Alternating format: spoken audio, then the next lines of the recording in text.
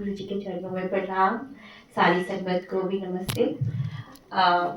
मैं कल एक छोटा सा सत्संग सुनाती हूँ कि हम गुड़गांव सत्संग गए थे और वहाँ पे एक आंटी हमारे साथ गई थी, से संगत आंटी।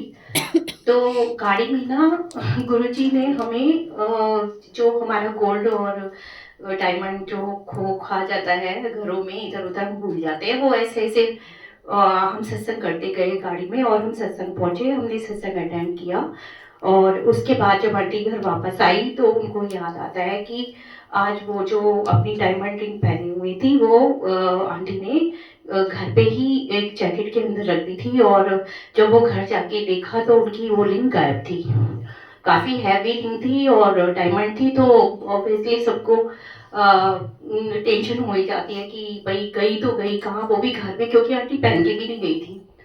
और आंटी ना घबरा गई घर जाके कि मेरी रिंग तो मैंने जैकेट में ही रखी थी, फिर कहाँ चली गई।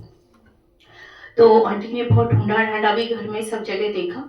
तो उसके बाद वो आंटी मतलब परेशान हो गई। और होता है, हम छोटी भी चीज होती है ना कुछ, तो उसके लिए भी हम परेशान हो जाते हैं। फिर आंटी ने ना पता नहीं मुझे फोन किया रात के 9 बजे, 8 9 बजे, 10 बज रहे थे शायद। आंटी ने 10 बजे फोन किया कि गुड्डी आंटी मेरी ना रिंग खो गई। मैंने कहा आंटी आप पहन कर गए थे सत्संग में? कहती नहीं आंटी मैं पहन कर नहीं गई थी, मैंने घर पे ही जल्दी में मैं रेडी होके निकली, तो इस चक्कर में वो मैंने अपनी जैकेट में रखी थी और वो मैं नहीं मिल रही मुझे घर पे, पता नहीं क्या हुआ है। तो मैं पता नहीं मेरे मुंह से भी निकला कि आंटी आपकी रिंग कहीं नहीं गई, यहीं घर पे ही होगी, मिल जाएगी, आप कितना परेशान मत हो। मैं कहा गुरुजी ने हमें सत्संग भी आज गाड़ी में यही सुनाया था, और आप बार बार आप ऐसे मत सोचो, वो मिलेगी आपकी, जरूर मिलेगी। और आंटी बार बार बोली नहीं मिलेगी गुड्डी, नहीं मिलेगी। मैंने सारा घर ढूंढ लिया।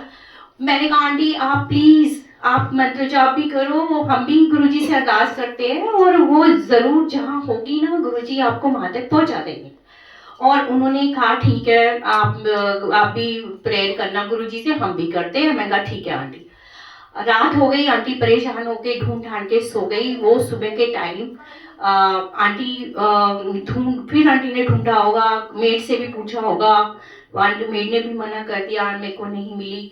और फिर उसके बाद आंटी गई वॉशरूम वगैरह गई है, तो उनकी रिंग पता नहीं वो जैकेट से वहां कैसे पहुंची, और गुरुजी ने वो कैसे उनको वहां ढूंढ के दी। तो ये बहुत बड़ी कृपा है महाराज की कि वो हमें, चाहे छोटी प्रॉब्लम हो चाहे बड़ी प्रॉब्लम हो, वो हमें उस रास्ते तक, उस जगह तक पहुंचा देते हैं। बस आपका विश्वास होना चाहिए। तो उन आंटी का सुबह कॉल आया, कहती है कि मैं तो हिम्मत हार गई थी पर आपने कहा था। मैं कहा नहीं, हम हमारी कोई औकात नहीं है, हमारे महाराज इतने बड़े हैं कि आपकी चीज कहीं थी जो नहीं मिस ली थी। कुछ गुरुजी ने, फिर आंटी ने एक चीज और बताई कि कुछ पैसे थे जो मैं भूल गई थी, क्योंकि इस उम्र में ना थोड़ा सा हो जाता है, हम चीजें भूलने लग जाते हैं। तो आंटी ना वो कुछ पैसे थे जो भूल गई थी रख के उन चीजों को। तो कहती है जब मैंने वो रिंग के चक्कर में वो ढूंढा ढांडी शुरू की थी अपनी अलमारा में, तो वो पैसे भी आंटी को मिल गए। तो गुरुजी ने उनको देखो एक सीख भी दी कि अपनी चीजें केयर करो, और सेकंड कि आप आपकी वो गुरुजी ने आपको वो चीज जो आप भूले बैठे थे, शायद किसी काम का नहीं था वो पैसा, वो भी मिल गया। कितना बड़ा शुक्राना है। तो गुरुजी महाराज सब पे ऐसे कृपा करे, शुक्राना शुक्राना। जय गुरुजी।